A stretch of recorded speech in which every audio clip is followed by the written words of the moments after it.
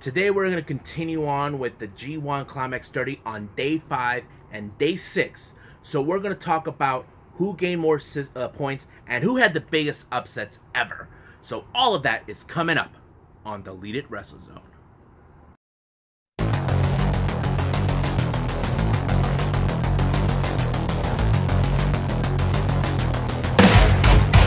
Are you ready? Get up, get up! Get up, get up! Get up, get up! Get up, get up! Get up, get up! Get up, get up! Hey everyone, welcome to Deleted Wrestle Zone, all things pro wrestling from AEW, NXT, New Japan Pro Wrestling, Impact Wrestling, the National Wrestling Alliance, money, promotions, wrestlers, matches, and championships.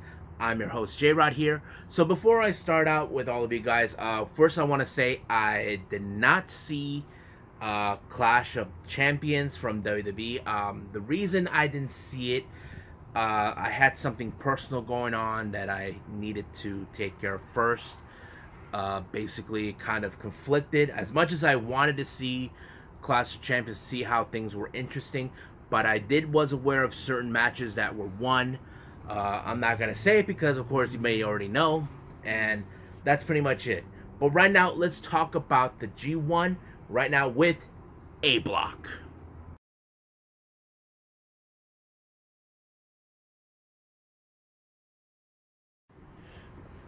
Alright everyone, so right now let's talk about the A Block that took place on September 27th. Which was a Sunday in Japan. As you know, I normally start out with the Young Lions, but I decided, you know what, I'm not gonna dress it that much because only if there's a good match in the Young Lions that we need to pay attention. But right now, let's talk about the first match of the G1. We have Bullet Club member Yujiro Takahashi versus Suzuki-gun member Taichi. Now, this is an interesting development. You see, as you know now, Taichi has been getting more recognition now. I mean, if you guys have noticed, he felt that he deserves more, that the world has been ignoring him all this time. Even last year, he felt that the G1, the New Japan should have given him more recognition if they don't put him in the G1 last year, and of course, that's how it happened. But this time, what I liked about this one is where now it seems Taichi's getting more of the push. Now, some of you guys are saying, what about Yujiro Takahashi? Well, to be honest with you, they haven't pushed him that very far for a long time. If you guys follow Yujiro's history, then you would know. But Taichi's mostly been one of those wrestlers that many of us who follow New Japan should pay attention, because that's always been one of the case. But the way Taichi has been winning, it's impressive. But this won a match against Yujiro, put him again with more points, gaining two more points in the G1. As for Yujiro, he still remained in 0. So I have to say, Taichi's one of those guys I need to pay attention more, because you may never know if he will advance to the win the entire A Block. Now let's jump into the next match. We have Jeff Cobb versus Minoru Suzuki. Now, this is also a match everybody has to pay attention, because both guys, both Cobb and Suzuki, are two of the most fearsome competitors ever. If you guys know Jeff Cobb, then you guys know what he's capable of, even for a guy of his size. But Minoru Suzuki, a guy of his age, in his 50s, you guys know what he is capable of as well. But I wasn't sure how this one was going to end. But I was getting a little bit more of the curiosity with Minoru Suzuki. I mean, last week, he actually lost to Taichi, which was the biggest upset in what we have witnessed. But this time, Minoru Suzuki is, in fact, going head-to-head with Jeff Cobb. But this match was good, I have to say. Not one of the best matches, I have to say, out of Minoru Suzuki. I know he has done best matches in his entire life, but him gaining 2 more points, finishing off Jeff Cobb with the Gotch-style pile driver, then yeah, then that's how it ended. So he gains 2 points. Jeff Cobb, I think, I'll review the points later on once I finish talking about both blocks. Next match, we have Tomohiro Ishii versus Kota Ibushi. Now, this is one of those matches you know you have to pay attention, because if you guys follow Kota Ibushi, give me a second.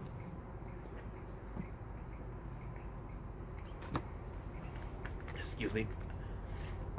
I need something to wake up. Excuse me again. Anyway, Kota Ibushi, if you guys follow his career, he's mostly been like the Cinderella story. Last year he won the G1.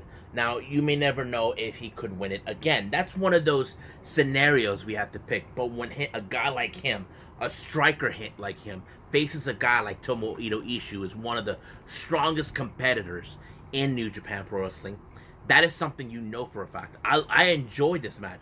Much of this match seems like Tomohiro Ishii was able to disorient Kota Ibushi to ensure the win, but Kota was determined to win this match regardless of what happened. But man, he had some amazing striking kicks on Ishii, and I wasn't expecting that. But he finished him off with the Komogoye, allowing him to advance with 2 more points, and Tomohiro Ishii is still, I think, 0, but we'll get to that more later on with the point system. Then the next match we have Shingo Takagi and, of course, the Assassin, Will Ospreay. Now, this is one of those matches were pretty amazing, because if you guys recall, don't know the history between these two guys, both Shingo Takagi and Will Ospreay were both in the junior heavyweight contendership. Now, those who follow Shingo when he first joined New Japan, you probably say this to me, but J-Rod, isn't he now in the heavyweight division? Well, here's the story about Shingo Takagi.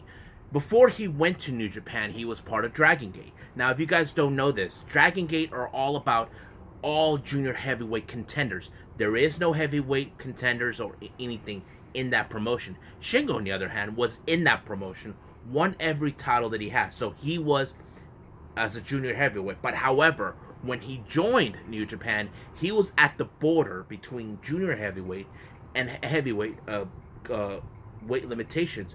And ever since he teamed up with Bushi to win junior tag league, he actually had to lose a lot of weight to be part of that. So he and Bushi were in fact the winners to win. No, actually they actually got involved at Wrestle Kingdom to compete in a 3-way match for the IWGP Heavyweight Championship. So that's Shingo's story. For those who don't know, who just maybe starting to see him, or guys don't have a picture of him. But as for Will Ospreay, he was considered as one of the best junior heavyweight contenders of his time. And now he has made the jump for heavyweight. You probably ask yourself what transpired him to jump as junior heavyweight. Well, what you guys don't know, in New Japan, there's a tradition that they have. The heavyweight contender has to pick a junior heavyweight contender to face off. And at the time, what's his name? Kazuchika Okada was the heavyweight, and he picked Will Ospreay. Will Ospreay was impressive against a guy like Okada, because he is in fact a junior heavyweight, and he can actually hold his own against a guy like that. People can say junior heavyweight contenders will never beat guys in the heavyweight, but it's not about winning. It's about holding your own, that you can prove you can step up your game to a guy like Okada, who's in the heavyweight division. It's the same thing. If you guys followed Okada when he faced Marty Scurll at All In, it's the same thing, but you know how that happens. But since then, Will Ospreay has made the transition to heavyweight. And now this is his, I think, second time being in the heavyweight division. So I'm like very impressed. Will Ospreay already won 2 of his matches. Shingo hasn't been able to win none of them. But this is one match you cannot miss. I was so impressed with both men. I was enjoying it. But however, the biggest upset was Shingo actually defeating Will Ospreay, allowing him to pick up his first 2 points in this tournament, making Will Ospreay lose his undefeated streak at this point. But you say, but J-Rod, he actually had won 2 matches. That's true. That was basically how it is. But no one cannot expect the unexpected. But that's what it is. That's what the G1 is all about. You see a guy who's undefeated, you may never know if he's going to lose the undefeated streak in the tournament. So that's how it works. So keep that in mind for you guys if you guys don't follow the G1 Climax. So keep an open mind on that. Now the final match was Jay White versus Kazuchika Okada. Now this is a rivalry that has gone back of 2 years ago. Jay White was a member of Chaos. He even tried to weasel his way to become the leader of Chaos, but however, the others weren't having it until he actually joined Bullet Club. So basically, that's the whole thing. That's how it is. And they have been, last time, what was it, 2 years ago, Jay White was trying to ensure Okada would never win the G1 because he felt that his time is done and it's now Jay White's time. So this is the same thing with Jay White. He is now putting himself, saying that this is his time, that he's going to bring back the gold to Bullet Club and to his own glory. So that's how it's always been. It was a good match, but however, Okada had to keep his other senses open due to Geto being right there, his former manager. But however, J1 won this match, gaining his 2 points on this one. So it seems like he could be the guy who's going to win the contract or so. He's currently undefeated in the G1. Now, you guys can say, oh, cool, he's undefeated. You may never know if he could lose a match during the G1. So keep that in mind, too. Anything could happen, whoever is in the G1. So that is it right now. So let's jump in with the B block.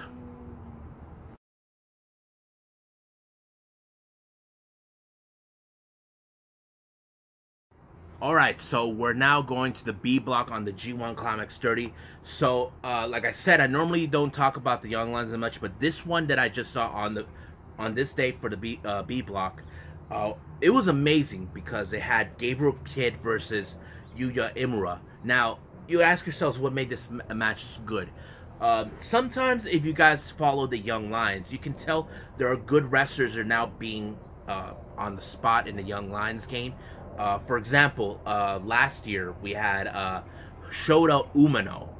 Now, you'd probably ask yourself, who the hell is Shota Umino? He is the real-life son of the referee known as Red Shoes. Shota Umino was gained more recognition because he became Jon Moxley's personal young lion. So he normally sides with him. He was calling him Shooter. So sometimes we got to pay attention with the young lions. Like, who could be one of those wrestlers that would bring prominent in New Japan in history, like Master Wato. He was in fact a young lion, but since he was done with doing that, he went on an excursion down in Mexico. So we could never know. But this match is one of those matches you have to pay attention because you may never know what could brought a future to have. And I see Yuya Umura is one of those guys that follows. But his match with Gabriel Kidd was amazing. I know for a fact he could be one of those guys that could show promising with New Japan and what he can do. Real question you probably ask yourselves, who would he join in any of the factions? Well, it doesn't matter. It depends on which faction want him the most. You know, the have in the ranks. But we'll see that happens. But Yuya Umura, in fact, picked up the victory against Gabriel Kidd. It was amazing on this one. Now, the match of the start of the G1, these guys have been unable to gain points the entire time. We're talking about the Cold Skull, Sanada, and Yoshihashi. These are two competitors that were unable to pick up victories since the start of the G1, but this match was unbelievable. Now, some of you guys saying, like, why do I believe that? It's not that I believe. You see, I talked to many of my friends. One of them said that this year's B block was far more better than the last 4 years. And I have to say, it seems it is. It is better than the last 4 years, and I can believe that because I seen all of the blocks, how it is for this one. But man, this match was great. Now, some of you can say, who do I thought was going to win? At first, I was believing it could be Sanada because, come on, Sanada's amazing. But however, Yoshihashi has been considered here in this tournament as the underdog, because if you guys follow me in previous episodes where I talk about when I was talking about the never open weight 6-man tag team champions, Yoshihashi has finally become a champion. He's never won a championship, and now he's getting the push. And I feel they're doing the same thing to him right now with him, because the way this match was going, it kind of told the story where Yoshihashi's like, I'm the underdog, and I will do whatever I can to win. And he did exactly what he did. He beat Sonata. It was the biggest upset ever. I don't know if fans like you guys, if you follow Sonata, you'd be surprised to be like, what the hell? That's my reaction to see Yoshihashi. He's the underdog in this match. Do I believe he can win the G1? To be honest with you, no. But I do believe he has a prominent future, advancing, having a push of his life in New Japan. That's what I see. So I hope you guys do the same thing too. Now, next match. This one was another interesting match that I knew for a fact was going to blow my brains out. We have the Technical Wizard, Zack Sabre Jr. versus Kenta. Now, I was a bit biased on both guys. I cannot... The reason is this. Zack Sabre Jr. is a master of submission. Kenta, master of striking. How do you win with that? Someone tell me. The only way I was biased. I don't know if you guys felt the same way. If you guys have the NJPW World, but it was great. I loved it. I wasn't sure. I was expecting Zack Sabre Jr. to talk crap on Kenta. You see, he has a tendency to tell everyone that they're dickheads. That's his way. He tells, come on, dickhead. Come on. He has that tendency. But he didn't do that, because the way I was looking at Zack Sabre Jr., he was in fact laser focused, because he knew what Kenta is capable of. And that's how it goes. Kenta's the same way too. He's laser focused, but you may never know. But I was surprised how this match ended, where Kenta put Zack Sabre Jr. in the go-to-sleep finisher. I'm like, dang. And even though Zack Sabre Jr. was also undefeated, I was so surprised now. So Kenta currently is now undefeated, so he won 3 matches, 0 losses. So he's one of those guys we gotta pay attention. But at the same time, we'll talk about the point system on this one. So we'll see how that goes. Next match, we have Juice Robinson versus Hiroshi Tanahashi. Now, Juice already won his first 2 matches. Hiroshi Tanahashi, 0. So this is like one of those matches, okay, some of you probably have that mentality saying, okay, Juice is undefeated. He has 2 wins in his pocket in the G1. Tanahashi has 0. So it's one of those matches you know for a fact, okay, and your mind tells you Juice is going to win. But sometimes when you watch matches like these, it tells you, okay, you have another underdog who could actually catch up. This was a good match to watch too, because you may never know what to expect. I didn't expect it. I don't know if you guys who saw it expected it too. But man, it was a good one too to watch. I mean, not the greatest, but a good one to watch as well. I was shocked how it ended with Tanahashi winning this match. So he gained his first 2 points. So he has 2 points in the G1. Juice remained with 4 points. So basically, anything could happen in the G1 at this point with guys who had no wins whatsoever. And Tanahashi is one of those guys that could catch up some point. But we'll get to that in a bit. Now, this next match, oh my God. I could not believe it what I saw. This one was Evil along with the Master Spoiler, Dick Togo, versus Toru Yano. Now, I wasn't sure exactly. Now, Toru Yano so far has been undefeated. He somehow picked up victories with Sonata and Tanahashi. Now, with Sonata, he was able to tape him up with a young lion. And last time, with Tanahashi blindfolded him, but he still lost when he gave him the low blow while blindfolded. I wasn't sure how Toru Yano was going to pull this one off with a guy like Evil alongside the Master Spoiler, Dick Togo. But man, it was good. If you guys don't know this, Toru Yano has a tendency to remove the safety of the turnbuckles because he does that. But however, there was a moment where he actually taped up Dick Togo and the bike rail that was right there, and he was doing the same thing with Evil, but Evil wasn't falling for that. So basically, he knew what he was doing, so he got away with it. But it wasn't the end of it. There was many times over where when Dick Togo distracted the referee, allowing Evil to give him a low blow. He was about to do this finisher move, everything is Evil, but Yano was able to push him towards Red Shoes, the referee, but he gave him a low blow, but unaware to him, Dick Togo gave him a low blow and brought that garroted to choke him out. But while that was happening, Yano actually gave him a low blow with his foot, and then he shoves him straight to Evil and gives both of them a low blow, allowing Toru Yano to pick up the victory. And here's the kicker about this match. Toru Yano is currently undefeated. He won 3 matches. You ask yourself, this is another one of those unexpected wrestlers who could actually win. Now, Toru Yano has been known as the trickster in New Japan for many years, but you cannot expect this to happen for a guy like him. You would have expected Evil to get away with it, but no, he somehow outsmarted Evil. This was one of those biggest upset matches you don't want to miss. If you haven't seen it, watch it. You see what happens. Now, the final match, it was Hiroki Goto versus Tetsuya Naito. Now,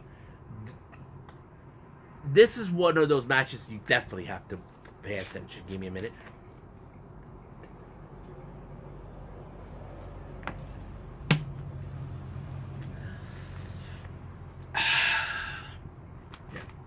So anyway, Tetsuya Naito is determined to be undefeated in the G1. You see, he knows for a fact, he's not stupid like people would say, that if he wins the entire tournament, then there's a most likely chance he gets the chance to pick his opponent for Wrestle Kingdom. That is also one of those likely scenarios that he wants to do.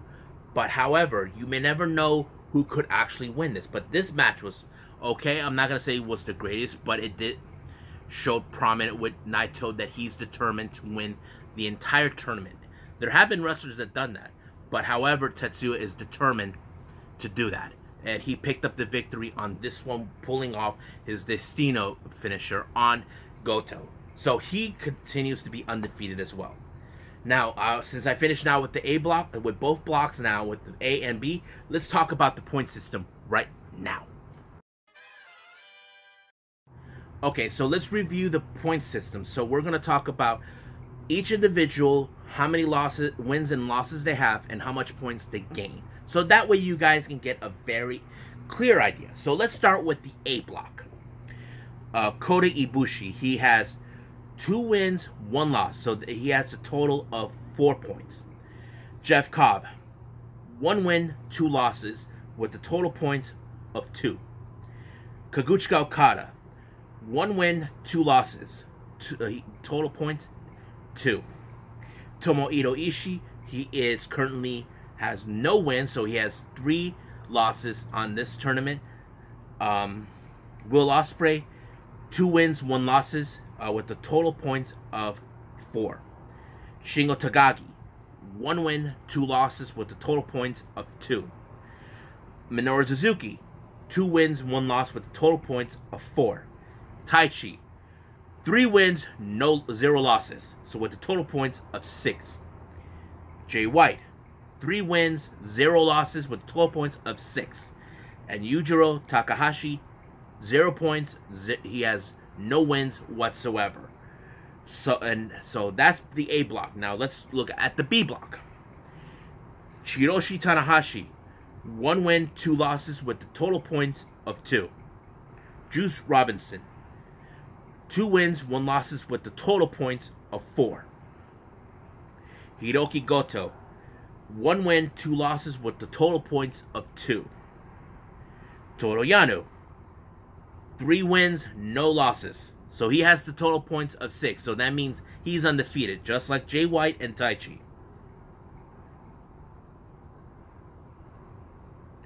Yoshihashi, 1 win, 2 losses with the total points of 2.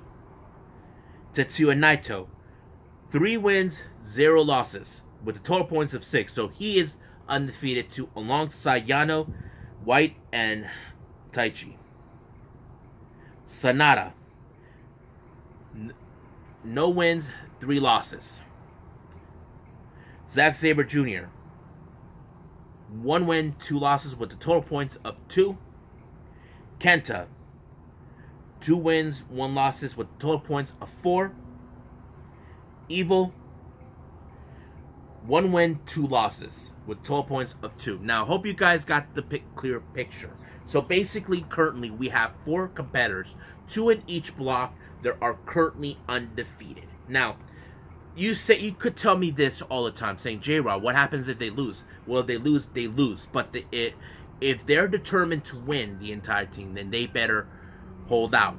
Now, we could see who it is. Now, I did talk to a friend who follows the G1 much as I do. He did say he does pick Okada and Naito to win. Now, some people would tell me, why would he pick that? There's a reason why. If you follow this whole thing with Tetsuya Naito, when he had the vision to become the first ever double champion, he wanted to put in the double championship thing, where he won the IWGP Intercontinental Championship, and he said if he beats Okada for the title, he becomes double champion. Now, Okada is very old school. He doesn't care about the double championship.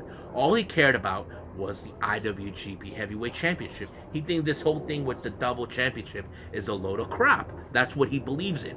So if you follow those stories, it would make sense. But however, if you hear what I said about his point system, right now Okada only has 1 win so far. Now, to be honest with you, anything could happen with Okada. He could catch up and somehow win the tournament. However, you ask yourselves, what if you're so far behind but you're getting close to advance? Well, all you gotta do is win. That's how it is. There have been scenarios in any of the tournaments that New Japan has. Doesn't matter if it's with the G1, the Best of the Super Juniors, Super Junior Tag League, or World Tag League, or the New Japan Cup. You know, that type of thing. It doesn't matter. But it happens. So, anything is possible. Now, you can say the ones who are undefeated could advance more. You could be right. But however, anything's possible. They could lose the tournament, lose a match or 2, and it's happened. The same thing happened with Jon Moxley last year. He was, most like many fans thought, he could actually win the entire G1. But you may never know. I mean, whoever knows how that was going to go. But that's pretty much it right now with the point system and scenarios that you could possibly play in your head. Me, I'm not sure. You see, I'm right now for the A block. I'm still trying to figure out who could win. Like, right now, there's people I do see that could win, in like 4, in my personal opinion. There's Kota Ibushi, Will Ospreay, Taichi, and Jay White. Those are 4 that I believe that could win the block, the A block. B block, well, that's a little different scenario. I can see Juice Robinson being one if they're giving him the push. Tetsuya Naito could be one too as well that I see. Toru Yano, well, he's most likely the wild card for me. You know, I can't think of anybody else, but that's how I see it. So try to play these scenarios in your heads if you guys ever watch the G1. You'll see exactly what I'm talking about. So right now, I'm going to give you guys some news updates. So that's coming up right about now.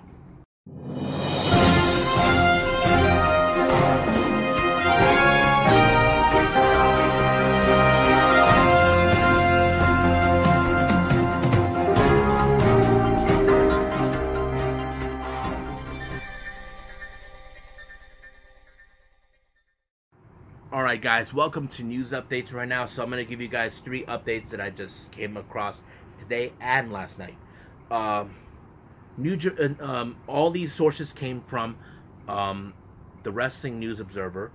It's been announced that Harold Mage, who serves as the president of New Japan Pro Wrestling, has made the announcement that he's going to be resigning his position as president of New Japan Pro Wrestling by the end of October. Now, some of you ask yourselves, why is it a bad thing? Well, Harold Mage had a vision to somehow expand the globe, expand New Japan up to the Western. You see, last year, if you guys followed the story about how Kenny Omega won the IWGP Heavyweight Championship, he showed up exactly around that time. He believed that Kenny was the future to lead New Japan into the outside of Japan, you know, here in the United States or anywhere in Canada, Mexico, or Australia, New Zealand. It doesn't matter.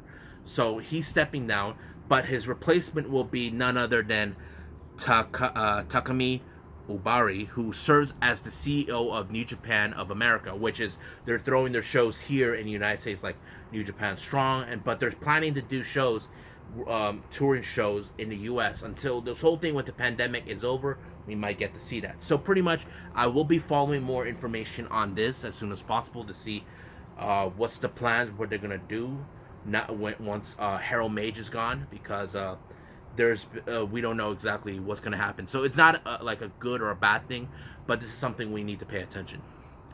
Next one, this one also came about, Rob Van Dam and his real-life girlfriend, Katie Forbes, are no longer with Impact Wrestling. As you probably ask yourselves, we just saw him at Impact Wrestling where Sami Callihan pile drived her. Yes. It turns out that they haven't been not working with Impact Wrestling with the contract. It kind of expired on them not too long ago. So basically, they're no longer with the company. You ask yourselves, what's next for the 49-year-old wrestler and his girlfriend? Well, you may never know. The thing is, I don't know if Rob Van Dam has any plans to continue wrestling or any other promotion. I do know he was involved in the independent scenes before returning to Impact last year. Is he planning to return to WWE? I'm not sure about that yet. There's no word from WWE if they have any interest in having him in, but we'll wait and see. Related to Impact Wrestling, if you guys have heard already, Ken Shamrock has asked The Rock if he can induct them into the Impact Wrestling Hall of Fame. Now, some of you guys are saying, but isn't it The Rock with WWE? You got to remember this. The rivalry that they had in the Attitude Era was one of those best important things that happened in both these men's career. So that's how it's always been. And Rock said he has no problem. You know, he said he'll do it. I mean, Vince can't say no to Rock because, you know, that's how it is. So I'm excited to see that. How's that gonna go? I mean, I know Rock is gonna tell some funny stories about the Shamrock, which is normal. Now the final news update. Well, actually, it's 4. My mistake. I didn't pay attention to my notes here. As you all heard, if you all recall, last June we had the Speaking Out movement, where many female wrestlers have spoke out against certain wrestlers. Among these wrestlers was none other than Joey Ryan. As you may remember, Joey Ryan had about over a dozen accusations against him. This cost him his reputation, his friendships with many wrestlers, people that he became friends with, the promoters who booked him on their shows, a whole lot. And a while later on, he actually released an hour-long video explaining each of the women who accused them of sexual allegations. Many people who actually saw that thought in his mind that he's, pardon my language, everyone, that he's a sack of shit. That's what they're saying, that he is not being genuine. I have heard fans who still follow him saying that he was genuine. I do get it, because, you know, there are people that are saying proven innocence and all this. Now, the news came around about this, that Joey Ryan is filing a lawsuit against 3 of the accusers that he is filing for over $15 million plus. Now, you ask yourself, this is kind of low. Now, Joey Ryan, we can agree about what he did was wrong and very despicable, as much as we want. But probably all of you guys are saying, why is he doing that? He's not going to get his reputation back. You got to remember this about Joey Ryan. He made his living working in the independent scenes before this ever happened. He was never involved with WWE ever. WWE wanted to sign him, but Joey Ryan wanted to remain independent. Not only that, he actually shut down bar wrestling because he knows for a fact there is no way he's going to get wrestlers to book. There has been wrestlers that spoke out against him about his little dick flip shtick that he's been doing for a long time. And people have spoken about that, saying that's the sign of sexual allegations. I mean, that's how it's been. Now, I met Joey Ryan, 2 years ago. He was a real nice guy. But none of us would have expected this to happen about him. I know Candice LeRae was shocked, and so was the Young Bucks and many others. But you guys tell me what you think. Do you believe that Joey Ryan is a lying sack of shit about all of this, or he's taking it to very low heights on him, suing these women? I know that these women have every right to speak out against it. I'm not saying that it's a bad thing. I'm saying these women had the right. But Joey thinks that these women ruined his life. So what do you guys think? You know, you tell me what it is. Leave a comment down below, and I want to hear your opinions. You know, so hope you guys enjoy this episode right now. So if you guys may know, the next episode you may see me with a much shorter haircut because I'm long overdue for one. I will continue to follow the G1, so stand by for another video maybe later on tonight or early in the morning. We'll be having Tuesday wrestling, so we'll be following AEW Dark and Impact Wrestling. And then after that, we'll do the Wednesday Night War, and so on and so on. So that's pretty much it. So I must bid all of you adieu. So goodbye. Mwah. And have a nice, lovely day. Bang!